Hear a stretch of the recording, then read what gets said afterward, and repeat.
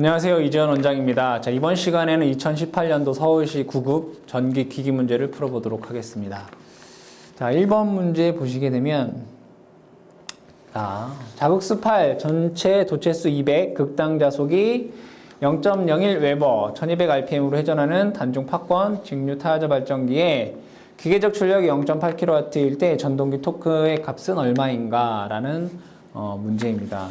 자, 여러분들이 토크 값을 구하는 공식은 자, 기본적으로 P는 오메가 T다라는 공식이 있겠고요. 그죠? 여기서 오메가라고 하는 것은 2파이 N이기 때문에 2파이 N T 이렇게 쓸 수 있습니다. 자, 그럼 계산에 의해서 토크 T라고 하는 것은 T는 2파이 N 분의 P가 되겠죠. 자, 그대로 대입을 해보시면 2파이, 자, 이게 N 스몰 n이죠. 스몰 n, 초당 회전수. 자, 2파이 N, 그럼 얘는 자, 분당 회전수가 1200이기 때문에 초당은 1200을 60으로 나누면 됩니다. 그렇죠? P 값이 8. 그죠? 100. 0.8kW니까 800이 되겠죠. 자, 이것을 계산을 해보시면 약 6.4 뉴턴 메타다라는 값을 구할 수 있습니다. 본 문제에서는 P는 오메가 T라고 하는 값을 여러분들이 기억해 주시면 되겠습니다. 자, 다음에 2번 문제 보도록 하겠습니다. 자, 전기기계 철심 재료로 주로 사용되는 강자성체에 대한 설명으로 가장 옳지 않은 것은 강자성체는 뭐예요? 자화가 잘 되는 물질을 우리는 강자성체다라고 얘기를 하죠. 자, 1번 보시게 되면 강자성체는 높은 투자율을 갖고 있다. 그죠? 강자성체는 μs 비투자율이 1보다 많이 크다. 그렇죠?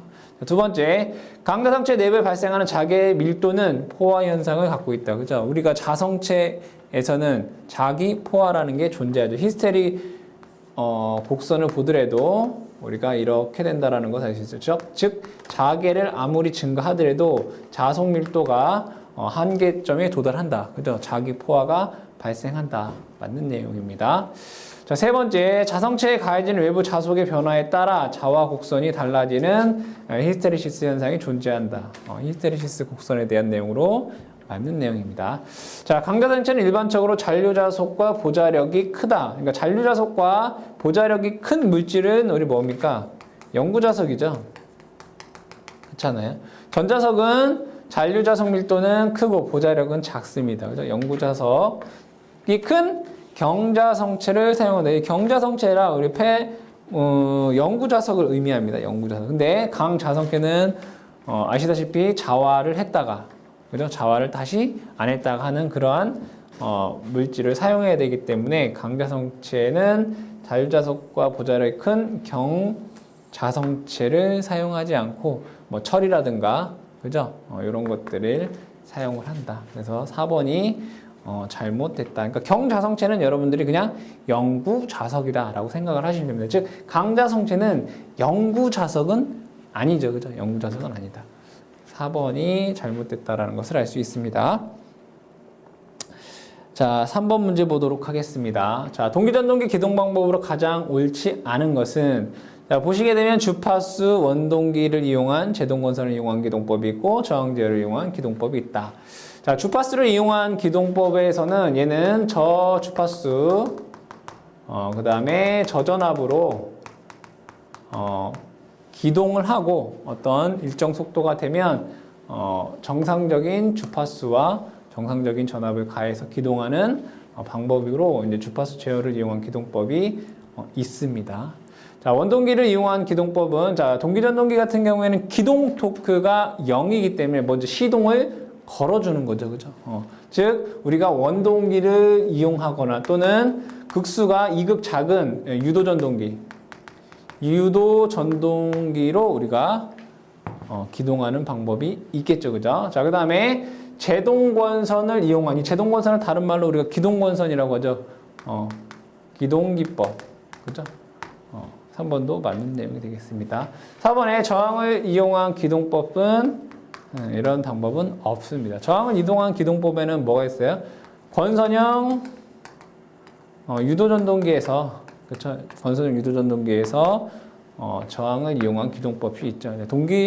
전동기에서는 저항을 이용한 기동법은 없다. 그러니까 뭐 주파수를 이용한 방법, 그 다음에 외부에서 기동 회전력을 주는 원동기를 이용한 기동법이라든가 아니면 유도전동기로 기동하는 방법이 있고요. 그 다음에 제동권선을 이용한, 즉 기동권선을 이용한 기동기법으로 우리가 동기전동기를 기동을 하고 있습니다. 4번은 맞지 않는 내용이다. 4번이 답이 되겠습니다. 자, 4번 문제 보도록 하겠습니다. 자, 변압기 단위 최적당 와전류 손이 1W per 세제곱미터일 때 이 변압기의 적층 길이를 2배로 하면 단위 최적당 와전류 손이 어떻게 되겠는가? 자, 와전류 손 공식 P는 K의 T의 제곱, F의 제곱, BM 제곱이라는 식이 있습니다. 그렇죠? 여기서 말하는 적층 길이를 2배로 한다라고 하는 것은 두께를 2배로 한다 이런 얘기가 되겠죠. 그래서 얘를 T 값을 2배로 하게 되면 자, 와류손은 두께의 제곱에 비례하기 때문에 이것을 제곱하게 되면 4배가 된다는 얘기죠. 즉, 이 값의 4배가 된다는 얘기죠. 그래서 4W per 세제곱미터가 되겠다. 답은 4번이 답이 되겠습니다. 자, 그 다음에 5번 문제 보도록 하겠습니다. 자, 유도전동기의 표준 설계 등급에 따른 토크 속도 특성이 보기와 같을 때 펀치 프레스, 전단기, 절단기 같은 걸 우리 전단기라고 하죠. 와 같은 빨리 가속해야 하거나 큰 충격이 필요한 간헐적 부하에 사용되는 설계 등급은 자, 여기에서 중요한 핵심 내용은 뭡니까? 빨리 가속해야 된다. 빨리 가속을 해야 된다. 이 빨리 가속을 하려면 뭐예요? 토크가 커야 되겠죠. 회전력을 빨리 줘야지. 그죠? 빨리 급 토크를 줘야지. 큰 토크를 줘야지 우리가 빨리 가속을 할 수 있습니다. 그러면 기동 시, 그죠? 스피드가 0일 때가 뭡니까? 기동 시 토크가 뭐야 된다는 얘기죠? 커야 된다는 얘기죠. 그러면 얘죠, 얘. D가 펀치 프레스라든가 전단기에 사용이 될 거고, 자, 기동 토크가 작은 얘네들은 펌프에 사용되는 게 이제 A나 B 같은 경우에 이제 펌프에 사용이 되고요. 자, C 같은 경우에는 이제 압축기나 그죠? 압축기 같은 경우에 C가 이제 사용이 된다. 펌프, 송풍기 이런 것들. 송풍기. 이런 것들이 A, B에 해당이 되고 C는 압축기 같은 거. D 같은 경우에는 기동 토크가 큰 프레스 이런 데 사용이 된다라고 여러분들이 기억을 해 두시면 되겠다. 그러니까 문제 안에 이것 같은 경우에는 해답을 쉽게 찾을 수가 있겠습니다. 답은 설계 등급 D다라고 보시면 되겠죠. 자, 다음 문제 6번 문제 보도록 하겠습니다. 자, 이상적인 단상 변압기 2차 단자를 개방하고 1차 단자에 60Hz 200V의 전압을 가했을 때 2차 단자 전압은 100V였다. 권수비가 2대1인가 봐요. 그죠? 자, 철심의 자석 밀도를 1 테슬라이다. 이때 변압기의 단자 전압을 120Hz에 400V로 되었을 때 철심의 자석 밀도 값은 어떻게 되겠는가? 이런 문제예요. 자, 그러면 여기에서 이렇게 한번 보도록 하겠습니다. 자, 1차 측이 60Hz에 200V예요. 그럼 우리가 변압기의 유기기전력 2라고 하는 것은 4.44 F N 파이 M 이런 공식이 있습니다. 자, 그러면 원래는 60Hz에 200V였다는 얘기죠. 1차 측 단자에 얘가 60Hz에 200V에 1 테슬라였다 이런 얘기입니다. 초기에. 근데 얘를 이 변압기 1차 단자에 120Hz에 전압을 400V로 하겠다 이거예요. 그때 자석 밀도가 얼마냐 이런 얘기죠. 자, 그럼 얘를 보시게 되면 주파수를 지금 2배가 됐어요. 얘가 2배가 됐다. 그쵸? 전압도 2배가 됐어요. 얘도 2배. 그렇죠? 그러면 얘도 2배가 되고 얘도 2배가 되면 얘는 안 변해도 되는 거죠. 얘도 2배가 되고 얘도 2배가 됐으니까 얘는 똑같다 이거죠. 얘네들의 4.44는 상수인 값이고 n도 코일에 감긴 횟수잖아요. 기계적인 거기 때문에 얘는 무시할 수 있어요. 그렇죠? 안 변한다 이거예요. 그러면 주파수가 2배가 되니까 전압이 2배가 됐다 이거죠. 그럼 얘는 뭐 했다는 얘기예요? 변하지 않았다는 얘기가 되겠죠. 똑같이 1 테슬라가 되는 거다. 답은 2번에 1 테슬라. 그러니까 자속은 변함이 없었다. 이런 얘기죠. 자, 다음 문제 보도록 하겠습니다. 7번 문제 보시죠. 자, 유도전동기의 속도제어법에 대한 설명으로 가장 옳지 않은 것은 자, 보도록 하겠습니다. 전압제어법은 토크 변동이 크고, 자, 전압제어법은 토크 변동이 크다. 토크는 공급전압의 제곱에 비례한다는 식이 있었어요. 그죠? 유도전동기에서. 전압제어법은 토크 변동이 크겠죠. 그죠? 전압으로 하면 제곱에 비례하니까. 좁은 범위에서 속도 제어가 가능합니다. 자, 두 번째, 일정 자속 제어법은 주파수의 전압의 비를 일정하게 함으로써 자속을 일정하게 유지하여 전압 제어 범위까지 속도 제어가 가능하다. 자, 여기서 일정 자속 제어법이라고 하는 걸 보도록 하겠습니다. 유도전동기의 등가이로는 변압계와 동일합니다. 따라서 E는 4.44 F N 파입니다. 그쵸? 자, 그럼 여기에서 자속을 어떻게 하겠다는 얘기예요? 일정하게 한다는 얘기예요. 그럼 여기서 어쨌든 자, 아까 마찬가지로 상수니까 없앨게요. 이렇게 없애고 n도 몇 번 감았냐는 거기 때문에 얘도 어떤 기계적인 거기 때문에 얘도 빼도록 하겠습니다.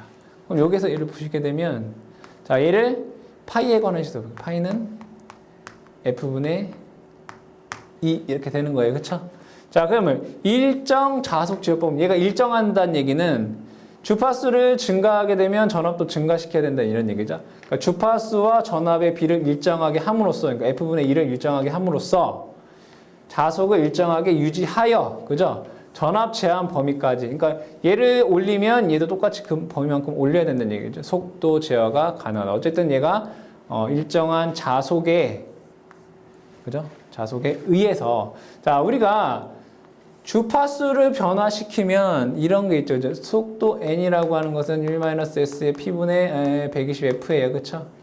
주파수를 변화시키면 속도가 변한다고요. 그죠? 근데 일정 자속 제어법은 주파수를 변화시키면 공급전압도 그에 비례해서 변화시켜서 자속을 일정하게 유지하면서 속도 제어를 한다. 이걸 얘기를 하는 겁니다. 그래서 일정 자속 제어법이라고 하는 것은 주파수 전압 비율을 일정하게 함으로써, 그러니까 주파수 변화하면 당연히 속도 제어하는 거 여러분 아시니까 전압 제한 범위까지 속도 제어가 가능하다. 그러니까 맞는 내용이란 얘기예요. 자, 세 번째, 2차 저항 제어법은 권선형 유도기에서 회전자 권선 저항을 제어하여 속도 제어가 가능하지만 2차 저항이 커지면 효율이 나빠진다. 저항이 증가하면 당연히 손실이 발생하기 때문에 효율이 나빠지겠죠. 이거 권선형 유도전동기에 대한 내용이죠. 맞는 내용입니다. 자, 4번 보도록 하겠습니다. 자, 농형 유도기의 극수전환법을 사용하기 위해서는 회전자의 극수도 고정자의 극수 변화에 따라서 바꿔줘야 한다라고 되어 있는데, 자, 우리가 유도전동기에는 농형 유도전동기가 있고 권선형 유도전동기가 있습니다. 이때 극수제어법을 할 때 농형 유도전동기 같은 경우에는 고정자의 극수를 바꾸면 자동적으로 회전자의 극수가 변화가 됩니다. 근데 권선형 같은 경우에는 고정자의 극수를 바꿔주면 회전자의 극수도 바꿔줘야 되는 거예요. 그러니까 4번에서 잘못된 내용은 뭐냐면 농형 유도기의 극수전환법을 사용하기 위해서는 회전자의 극수도 고정자의 극수 변화에 따라 맞춰 바꿔줘야 된다고 되어 있는데 자동적으로 된다. 그러니까 농형은 회전자의 극수를 임의로 바꾸지 않아도 된다. 권선형은 바꿔줘야 되는데 농형은 그러지 않아도 된다 이거예요. 4번이 잘못됐다라는 것을 알 수 있습니다. 4번이 잘못된 것입니다. 자, 8번 문제 보도록 하겠습니다. 자, 직육의 보상권선에 대한 설명으로 가장 옳지 않은 것은, 자, 보상권선은 뭐 하는 데 사용하는 겁니까? 전기자 반작용을 감소하는 데 사용하는 게 이 보상권선이죠. 자, 이 보상권선은 전기자 권선과 직렬로 연결하고 그 전류의 방향은 반대가 되게끔 결선을 하죠. 그래서 어쨌든 보상권선은 뭐라는 거다? 전기자 반작용을 감소시키는 거죠. 첫 번째, 정류를 원활하게 한다. 그죠? 맞는 얘기죠. 전기자 반작용이 줄어들면 당연히 원만한 정류 작용을 합니다. 자, 두 번째, 보극을 설치하는 방법에 비해 전기자 반작용과 상쇄 효과가 작다라고 되는데 이게 잘못되어 있는 거죠. 그죠? 가장 직접적인 방법이죠. 직류기의 보상권선이 전기자 반작용을 상쇄시키는 가장 직접적인 방법으로 가장 효과가 크겠죠. 보극은 뭐 하는 데 사용하는 거야? 당연히 전기자 반작용을 감소하는 역할도 하지만 실질적으로는 양호한 정렬을 위해서 우리가 보극을 사용하는 건데, 그러니까 2번이 잘못됐다는 걸 알 수 있고요. 세 번째, 전기자 반작용에 의한 기자력과 정기적으로 180도 위상차가 되도록 설치한다. 이게 뭐예요? 전기자 권선과 직렬로 연결하여 전류 방향은 반대로 한다. 그러니까 전류 방향이 반대라고 하는 게 뭐예요? 전기적으로 180도 이상이 되도록 한다. 이런 얘기가 되겠죠. 자, 주로 대형 직류기에 많이 사용이 된다. 맞는 내용이 되겠습니다. 2번이 잘못되어 있네요.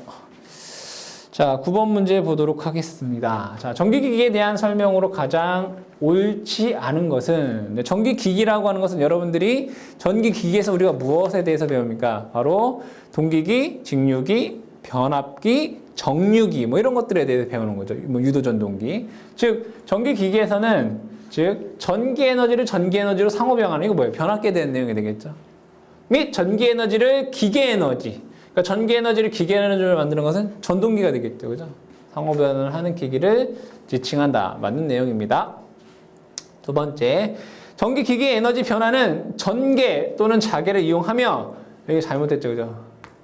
전기기기는 전개를 이용한 게 아니라 자개를 이용한 거예요. 자속을. 보통 에너지 밀도가 큰 자개 에너지 변환이 매개로 사용이 된다. 그쵸? 자개 에너지란 얘기예요. 2번이 잘못됐다는 걸 알 수 있습니다.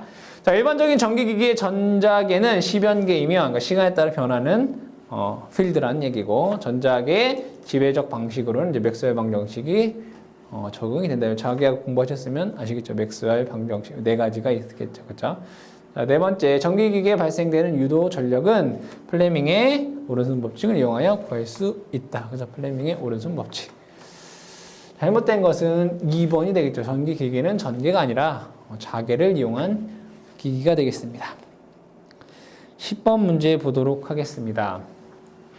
삼상 동기발전기의 전격 전압은 6600이고 전격 전류는 240A다. 전격 전류가 이제 IN이라고 써볼까요? IN이다.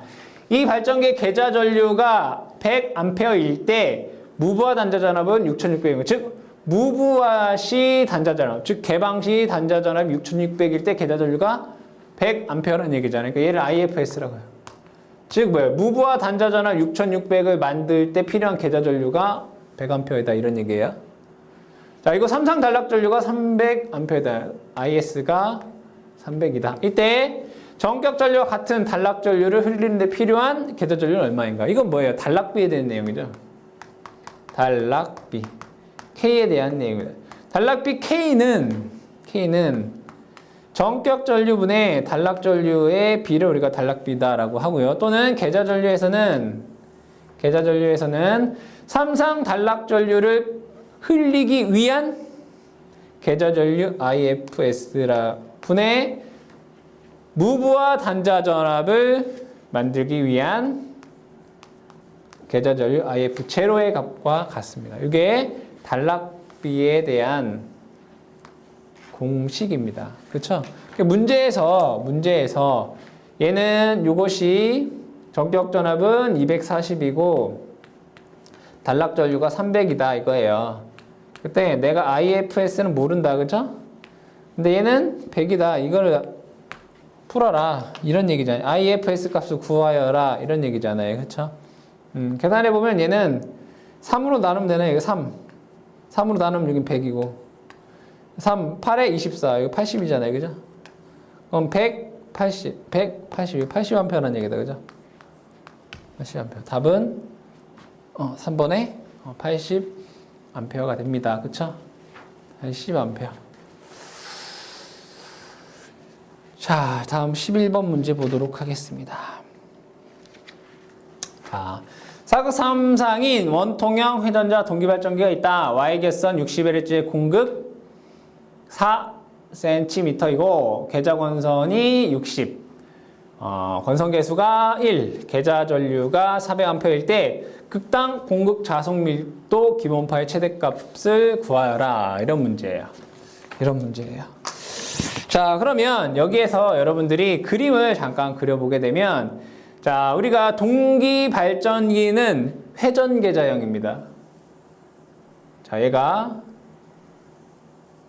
이렇게 있다라고 보죠. 자, 얘는 이게 계좌예요, 계좌. 계좌가 회전한다는 얘기예요. 근데 문제에서 얘가 지금 사극이라는 거예요. 사극. 편의상 얘를 N극, S극, N극, S극 이렇게 보자 이거죠. 자, 그러면 여기는 이제 극간격치가 이제 4cm란 얘기고, 그죠? 여기 이제 전기자, 고정자 권선이 이렇게 있는 겁니다. 그렇죠? 이렇게 있어요. 그죠? 자, 그러면 자속이 자, 들어갔다가 얘가 이렇게 통해서 이렇게 나옵니다. 이렇게. 그렇죠? 마찬가지로 얘도 N극에서 나와서 L로 들어갑니다. 또 나와서 이렇게 들어가고, 또 나와서 이렇게 들어갈 거예요. 그렇죠? 자, 그러면 분명히 여기에는 코일로 얘가 어떻게 되어 있어요? 감겨 있어요. 이렇게. 그죠? 코일이 이렇게 감겨 있다. 코일로 이렇게. 맞나요? 그럼 이 코일이 지금 문제에서 N번 감겨져 있다는 얘기고, 여기서 NF라고 되어 있네요. 그렇죠? 이 코일에 흐르는 전류가 IF 이렇게 된다는 얘기잖아요. 그럼 여기에서 여러분들이 이걸 한번 보자 이걸. 기자력이라는 얘기에서, 그죠? 기자력 F는 뭐예요? F는 N I 이렇게 되나요? 다 여러분 공부하신 거예요. F는 NI. 근데 권선에 따라서, 그죠? 권선이 어떻게 감겨져 있느냐에 따라서 권선 개수를 곱해야 되겠죠. KF 이렇게 써볼까요? 맞죠? 자, 이게 전체 뭡니까? 기자력입니다. 기자력. 자, 그러면 전체 기자력 F는 NI, KF 이렇게 쓸 수 있어요. 그러면 극당 기자력 F는 어떻게 되세요? 극수로 나눠주면 되겠다, 그죠? P분의 N, F 다 뺄게요, 편의상. I, K 이렇게 쓸 수 있어요. P는 이제 극수예요. 극당 기자력이 요만큼이 된다 이거예요. 그렇죠? 자, 그러면 여기에서 여러분들이 아셔야 될 건 뭐냐? 얘에 의해서, 자, 기자력 F는 NI입니다. 그죠? NI. 그죠? NI인데, 자, 얘는 파이 RM이 되죠. 이런 식이 있어요. 그죠? 파이 RM. 자, 그러면 기자력에 의해서 자속이 발생을 할 거란 말이에요. 근데 이 전류를, IF라고 하는 전류를 분명히 정연파 전류는 아니겠죠. 여러분 동기기에서 뭘 넣어요? 정연파가 아니라 뭘 넣는다? 직류를 넣잖아요. 그쵸? 직류를 넣는단 말이에요.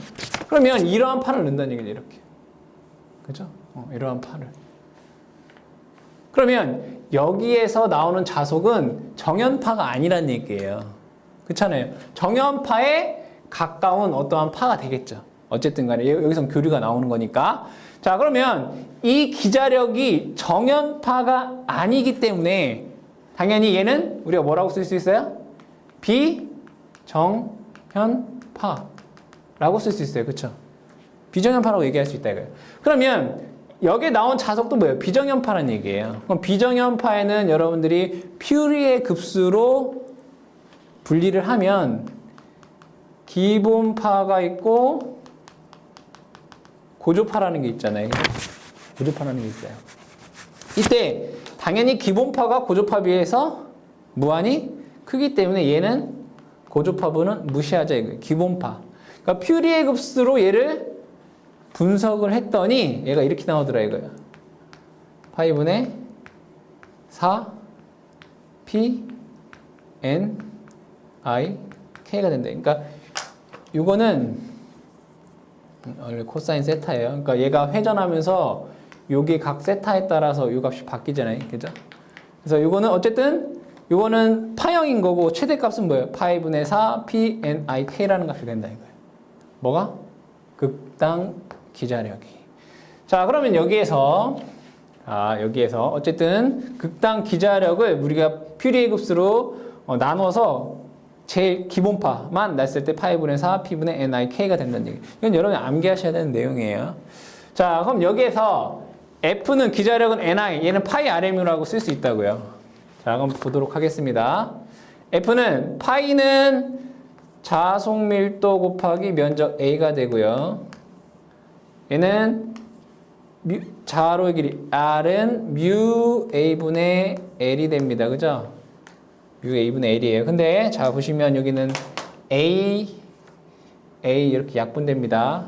자, 그 다음에 뮤 L은 뭐예요? 자로의 길이에요. 근데 자로의 길이를 여러분들이 생각을 해볼 때 이렇게 한번 생각해 보도록 하겠습니다. 편의상 자 자로의 길은 여기서부터 이렇게 됩니다. 이렇게. 그렇죠? 여기 이제 여기서 공극을 통한 곳도 있고 그 다음에 여기 고정자를 통해 흐르는 곳도 있으니까. 그런데 자기 저항이 여기에 자기 저항이 나머지 자기 저항보다 훨씬 크다고요. 그렇죠? 그러니까 이런 얘기예요. F는 파이 RM에서 얘가 공극의 자기 저항이랑 철심의 자기 저항 이렇게 있을 때, 그렇죠? 이 값이 요 값보다 무한히 크다고. 얘를 무시할 만큼. 얘를 뭐예요? 무시해도 된다 이거예요. 그럼 얘는 여기가 뮤 제로가 되는 거고 얘는 바로 L이 공극의 길이 G가 되는 거예요. 무슨 말인지 이해되시죠? 자, 그럼 여기에서 우리가 구하고자 하는 건 뭐야? 이걸 구하라는 얘기예요. BM을 구하라.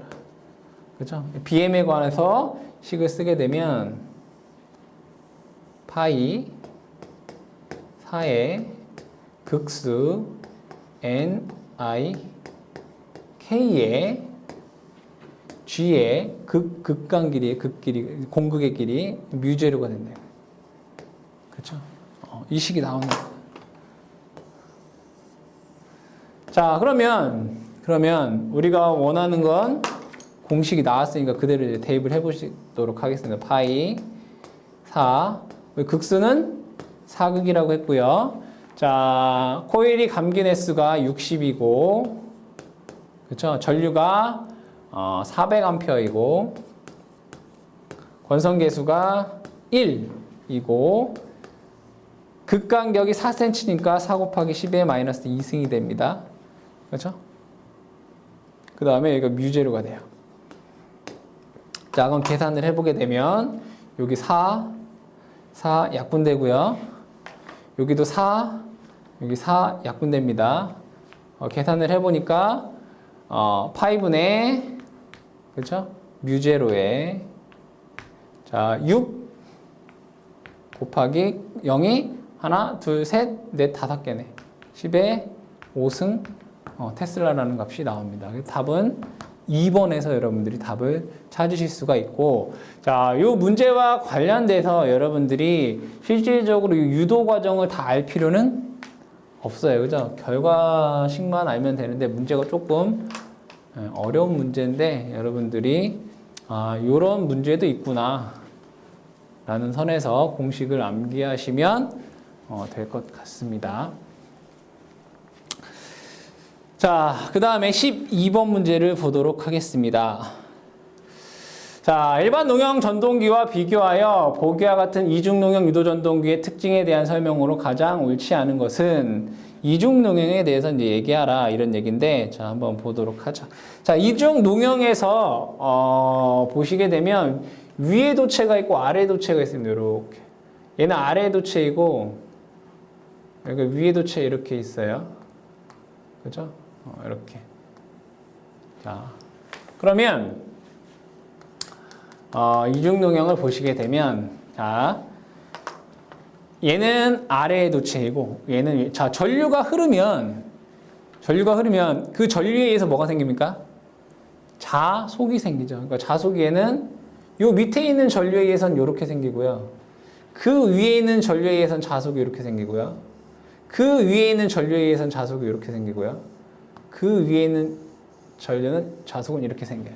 그러면 여기랑 여기를 비교해 봤을 때 자속이 어디가 많아요? 여기가 세교되는 자속이 많죠. 그렇죠? 여기 세교되는 자속이 많다 이거예요. 그럼 뭐예요? 리액턴스가 커진다 이거. 여기는 XL이 크고요. 여기는 XL이 작아요. 그걸 여러분들이 기억을 해 두셔야 되고. 자, 그 다음에 저항을 보게 되면 여기는 도체의 면적이 아주 크고 여기는 도체의 면적이 작잖아요. 그죠? 그러면 저항은 면적에 반비례하죠. 그러니까 여기는 저항이 크고요. 여기는 저항이 작습니다. 그러니까 우리가 임피던스를 생각하면 R 플러스 X로 보잖아요. 그죠? 그때 여기는 저항은 크고, 아니, 저항은 작고, 리액턴스는 크고, 여기는 리액턴스는 작고, 저항은 크게 됩니다.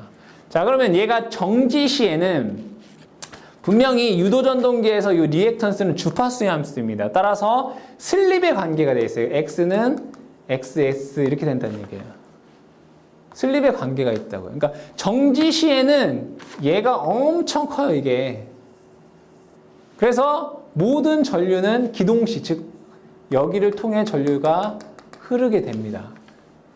어디가? 저항이 큰 쪽. 이쪽이 임피던스가 더 크기 때문에 여기보다 임피던스가 작은 이쪽으로 전류가 흐르게 돼요. 근데 얘가 회전하게 되면은 슬립이 어떻게 돼요? 작아지잖아요.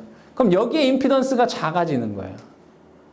자, 다시 기동 시에는 임피던스가 여기가 작아서 전류가 여기에 흐르는 거고, 얘가 회전하게 되면 슬립에 의해서 리액턴스가 작아지니까 전류가 여기에도 같이 고르게 흐른다 이거예요. 이게 유도전동 이중 농형 유도전동기의 원리가 되는데, 여기 뭐예요? 저항이 크니까 기동식 기동전류를 제한할 수가 있고요. 토크가 크다라고 하는 장점이 발생을 하는 거예요.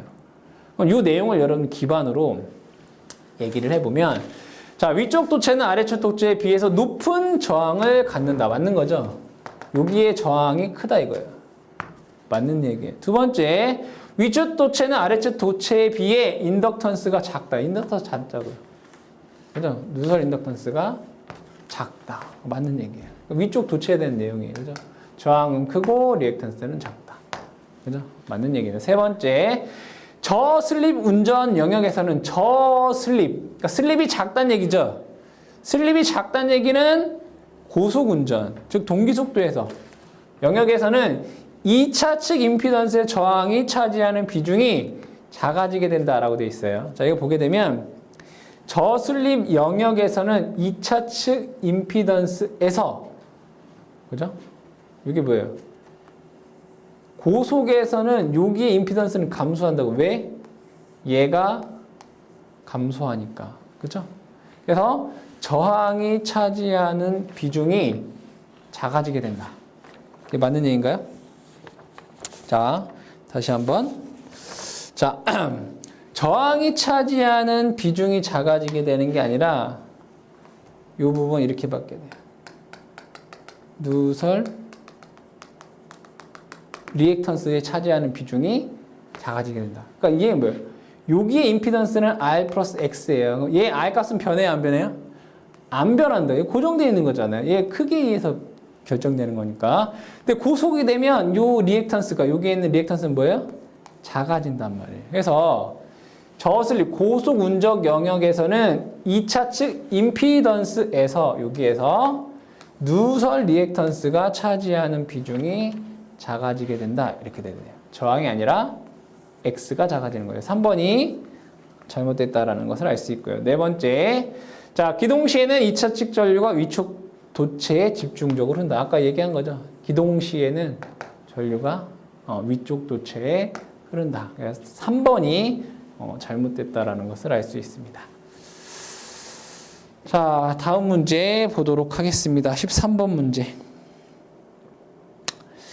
자, 13번. 변압기의 표위부하선을 설명하는 것으로 가장 옳은 것은, 이제 표위부하선은 우리가 측정되지 않는, 그러니까 전체 손실에서 측정되지 않는 손실을 우리가 이제 표위부하선이다라고 얘기를 하는데, 여기서 권선 이외의 부분에 누설 자속에 의한 손실, 우리가 누설이 얼마큼 되는지 측정하기가 어렵잖아요, 그죠?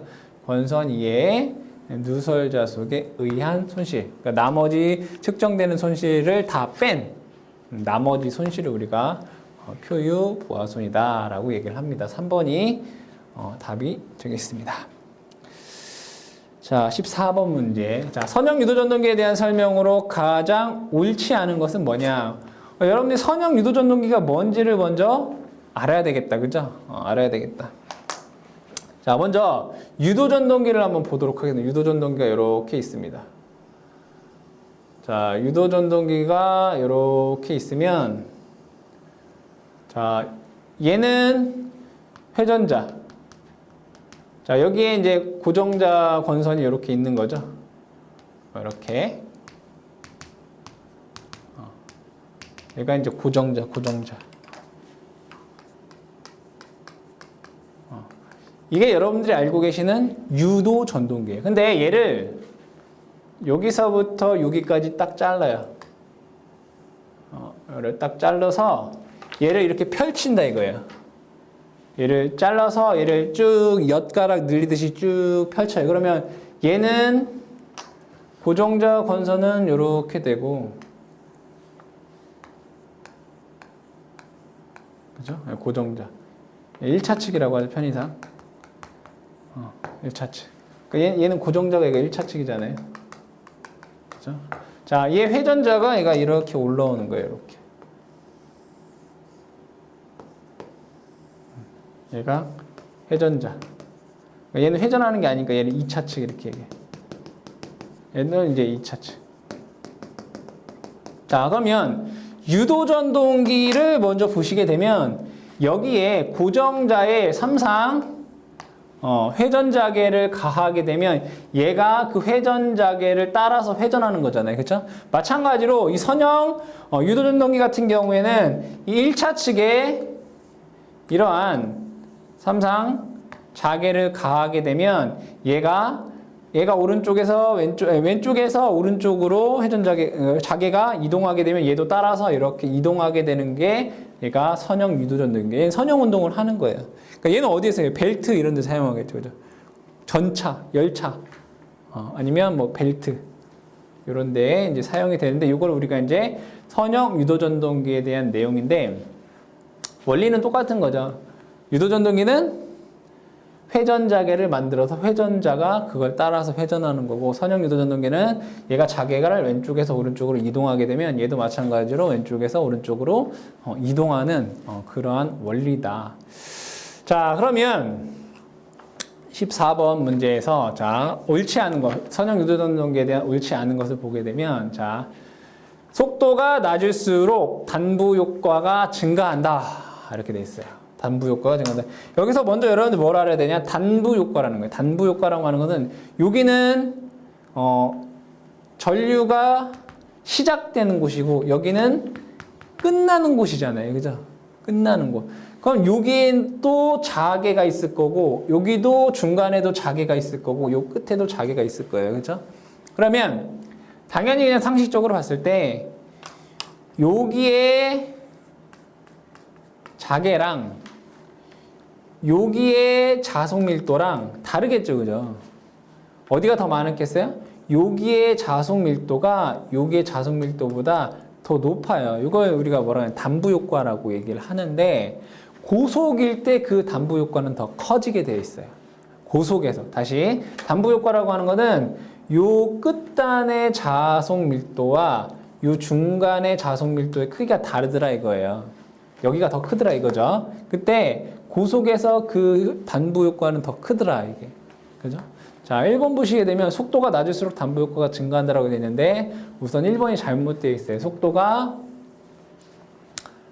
클수록, 속도가 빠를수록 담부 효과가 증가하면 1번은 우선 잘못되어 있고요. 자, 두 번째, 이동파의 동기 속도는 주파수의 극피치에 비례한다. 여기서 동기 속도는 NS는 E의 TP의 F예요.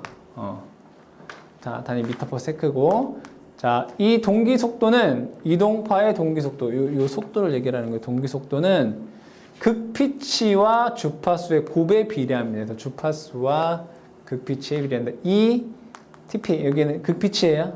F 주파수에 비례한다. 맞는 얘기고요. 세 번째, 전동기 입구 모서리에 발생하는 자속 밀도는 전동기 중간 지점에 발생하는 자속 밀도보다 낮다. 맞는 얘기죠. 아까 담부 효과 얘기했을 때 얘기한 내용이고요. 네 번째, 회전형 유도전동기에 비해 일반적으로 공극이 크다. 자, 여기에서의 회전형 유도전동기의 공극은 약 1mm 정도가 되고요. 여기에서의 얘 극간격은 약 15mm 정도가 돼요. 그 정도가 된다. 뭐 그 값이 중요한 게 아니라 어쨌든 이 선형 유도전동기의 공극 간격은 회전자의 공보다는 크다라는 정도만 기억을 해두시면 되겠습니다. 답은 1번 속도가 높을수록 담부 효과가 증가한다가 답이 되겠습니다. 자, 다음 15번 문제 보도록 하겠습니다. 자, 단자전압이 200V에서 4kW인 직류 분권 발전기의 유기기 전력이 210V이고 계좌 저항이 1000ohm이면 전기자 저항의 근사값은 얼마인가? 이런 문제는 여러분들이 회로를 그리면 쉽게 풀 수 있는 문제죠. 자, 여기에서 계좌 권선이 있고 전기자 저항 회전자가 이렇게 있습니다. 이제 분권 발전기 자, 여기에 부하가 이렇게 있다. 자, 여기는 4kW이고 여기에 전압이 이제 200V이다. 그렇죠? 200V이고 유기기 전력 2라고 하는 게 얘가 210V이다. 이런 얘기가 되잖아요. 맞습니까? 자, 그럼 여기에 흐르는 부하 전류는 200분의 4000이죠. 200분의 4000. 200분의 4kg니까 4000이 되겠다. 그래서 계산해 보시면 20A가 됩니다. 여기 20A가 흐른다는 얘기죠. 20A. 자, 계좌의 저항은 1000ohm이라고 돼 있어요. 전압은 200V이기 때문에 여기에 흐르는 전류는 0.2A가 되겠다. 그죠? 네, 자, 계좌 전류와 부하 전류의 합이 이제 전기자 전류니까 정확히 쓰게 되면 200.2A인데 이 값에 비해 무한히 작기 때문에 얘를 그냥 20A라고 편의상 쓰자 이거죠. 편의상. 자, 여기는 210V이고 여기는 200V니까 여기에는 전압 강화가 10V만큼 생기는 거죠. 210V, 200V니까 여기에 전압 강화가 10V. 따라서 아래의 값은 전압을 나누면 그렇죠? 얘가 0.5ohm이라는 값을 구할 수가 있겠다. 그러니까 문제에서 근사값을 구하라고 했기 때문에 이 값을 뭐 할 수 있다 그냥 무시하고 계산해도 되겠다.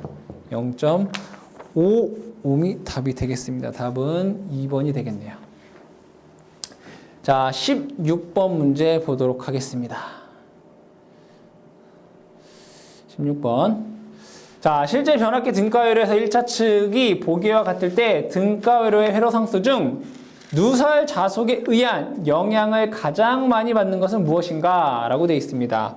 자, 여기에서 A, B, C, D가 의미하는 게 뭐냐 이거죠. 자, 얘는 1차 측 권선의 저항이고 얘는 1차 측 누설 리액턴스죠. 그죠? 누설 리액턴스. 자, 얘는 철손과 관련된, 그죠? 철손 관련된 컨덕턴스가 되고 얘는 서셉턴스가 되겠죠. 그죠? 자속을 만드는 코일, 여기 G, B가 되겠다.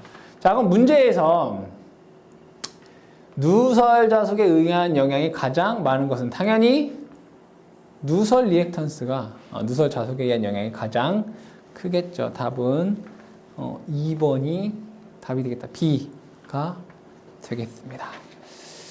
자, 다음 17번 문제 보도록 하겠습니다. 자, 전격 속도로 회전하는 분권 발전기에 자여자에 의한 전압 확립 실패하는 이유로 가장 옳지 않은 것은 지금 분권 발전기의 뭡니까? 전압 확립에 관련된 내용이죠. 자, 그럼 여러분들이 공부하셨던 자여자 발전기, 즉 분권 발전기에서의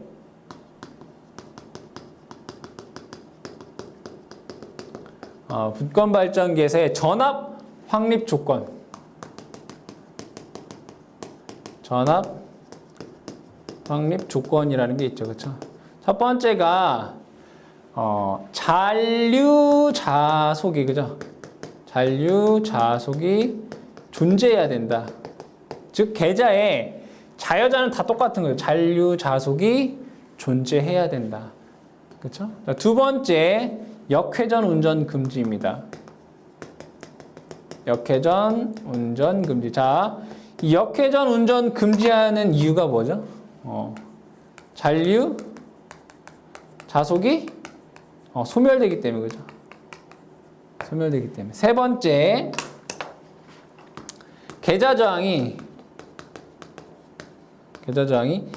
임계 저항보다 어떻게 돼요? 작을 것. 세 가지죠. 잔류 자석이 존재해야 되고, 역회전 운전을 금지해야 되고, 계좌 저항이 임계 저항보다 작아야 된다. 세 가지란 말이에요.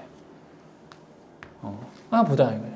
첫 번째, 발전기 내부 잔류 자속이 부족한 경우, 그죠? 전압 확립 안 된다. 이거 문제가 뭐예요? 전압 확립 실패하는 이유로 옳지 않은 건가? 전압 확립이 안 될 때가 아닌 건 뭐냐, 그죠? 발전기의 내부 잔류 자석이 부족한 경우 발전 안 돼요, 그죠? 자, 두 번째, 발전기를 반대 방향으로 회전시키는 경우에도 발전 안 돼요, 그죠? 있잖아요. 역회전 운전 금지. 왜냐하면 잔류 자석이 소멸되기 때문에 그렇죠. 세 번째, 계좌 저항의 값이 임계 저항 값보다 작은 경우, 얘는 계좌 저항 값이 임계 저항 값보다 작아야 돼요. 그래야지 전압 확립이 된단 말이에요. 3번은 전압 확립됩니다. 네 번째, 계좌의 권선의 극성을 바꾸어 연결하는 경우. 마찬가지로 계좌의 권선의 극성을 바꾸어 연결하면 그에 따른 역회전 운전과 똑같은 효과가 발생하죠. 잔류 자속이 소멸된다 이거예요. 그래서 얘도 이렇게 하면 안 된다 이거죠. 답은 3번이 된다라는 것을 알 수 있습니다. 분권 발전기의 전압 확립 조건이 되겠죠. 자, 18번 문제 보도록 하겠습니다. 자, 삼상 동기 발전기의 무부하 전압보다 90도 뒤진 전기자 전류가 흐를 때 전기자 반작용으로 가장 옳은 것은, 자, 동기 발전기가 있고 동기 전동기가 있습니다. 이거 구분하셔야 되겠다, 그죠? 그때 흐르는 전류가 동상일 때, 지상일 때, 진상일 때 어떻게 되느냐? 자, 발전기나 전동기 모두 교차 자화작용이 되고요. 발전기에서 지상, 느린 전류는 감자작용이 일어나고 C는 증자작용이 일어납니다. 반대로 전동기에서는 L은 증자작용이 일어나고 C는 감자작용이 일어납니다. 문제에서는 발전기에서 90도 뒤진 전기자 전류, L이죠, 그죠? 늦은 전류. 그래서 감자작용이 일어납니다. 답은 1번이 답이 되겠습니다. 자, 다음 문제 19번 문제 보도록 하겠습니다. 자, 유도전동기의 특성에서 토크와 2차 입력, 동기 속도의 관계는 어떻게 되겠는가? 2차 입력과 동기 속도, 그 다음에 토크. 자, 이런 식이 있습니다. P2는 2차 입력은 1.026 NST라는 식이 있어요. 그렇죠? 그래서 2차 입력은 1.026 NST. 자, 이때 얘를 토크에 관한 식으로 쓰면 토크 T는 그죠? 토크 T는 9.5, 0.975 ns분의 p2 이렇게 쓸 수 있어요. 그렇죠? 이런 식이 있잖아요, 여러분. 자, 그 얘기는 뭐예요? 토크는 2차 입력에 비례하고 동기속도에 반비례한다. 그죠? 토크는 2차 입력에 비례하고 동기속도에 반비례. 3번이 되겠네요. 그죠? 토크는 2차 입력에 비례하고 동기속도에 반비례한다. 3번이 답이 된다라는 것을 알 수 있습니다. 그렇죠? 자, 마지막 20번 문제 보도록 하겠습니다. 자, 마그네틱 토크만을 발생시키는 전동기는 뭐냐? 자, 여기에서 보시게 되면 마그네틱 토크라는 게 있고요. 그렇죠? 하나는 릴럭턴스 토크라는 게 있어요. 릴럭턴스 토크. 마그네틱 토크는 뭐냐면 식으로 쓰면 F는 I 크로스 B예요. 길이 L 이렇게 되겠다. 그죠? 즉 어떠한 자개 안에 전류가 흐르게 되면 힘을 받는다 이거죠. 그죠? 어떠한 자개 안에서 전류가 흐르면 그 힘을 받게 되는데 이때 토크 T는 F 곱하기 반지름 R이잖아요. 이거에 의한 토크를 마그네틱 토크라고 해요. 다시 F는 I 크로스 B의 L, T는 FR. 요거에 의한 토크를 마그네틱 토크다라고 하고요. 릴럭턴스 토크라고 하는 것은 토크 T는 M 크로스 H예요. 이건 뭐예요? 어떠한 자개 안에 N극, S극이 있으면 그쵸? 얘가 뭐 한다는 얘기예요? 회전력을 받는다 이거죠. 그쵸? 여기에 M 웨버이고 요거의 길이를 L이라고 했을 때 요거를 L을 우리가 M 이렇게 쓰잖아요. 그쵸? M. 그러니까 요거를 릴럭턴스 토크다라고 얘기를 해요. 얘는 마그네틱 토크다라고 얘기를 합니다. 자, 그럼 여러분들 뭐 유인물에 있듯이 표면 부착형 영구 자석 전동기와 그죠? 또 뭐가 있어요? 표면 매입형 영구. 여기도 한번 써볼까요? 자, 영구 자석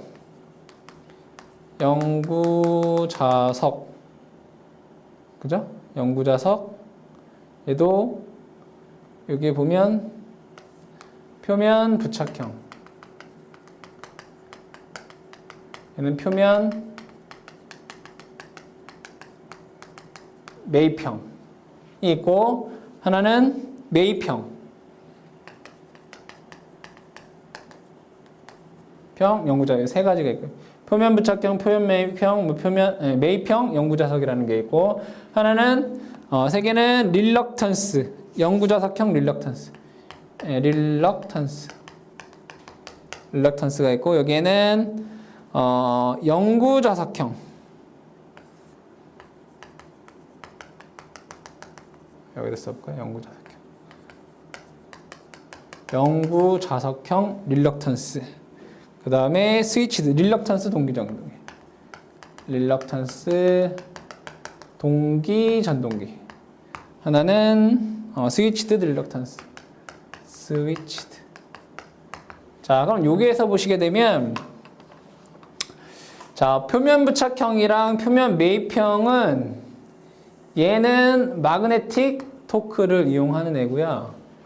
스위치드 릴럭턴스하고 릴럭턴스 동기전동기는 얘는 릴럭턴스 토크를 이용하는 애예요. 표면 부착형, 표면 매입형 영구자석은 마그네틱 토크를 이용하는 거고 릴럭턴스 동기, 스위치드 릴럭턴스는 릴럭턴스 토크를 이용하는 애고요.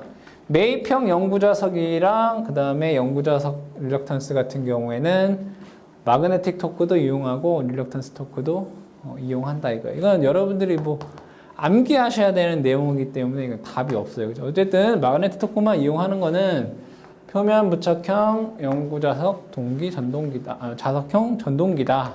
여러분들이 암기. 어쨌든 그냥 얘는 릴럭턴스구나. 얘는 릴럭턴스 플러스 마그네틱이구나. 얘는 마그네틱이구나. 이렇게 보시면 되겠다. 답은 1번이 답이 되겠습니다. 이렇게 해서 2018년도 서울시 9급 전기기기 문제를 마치도록 하겠습니다.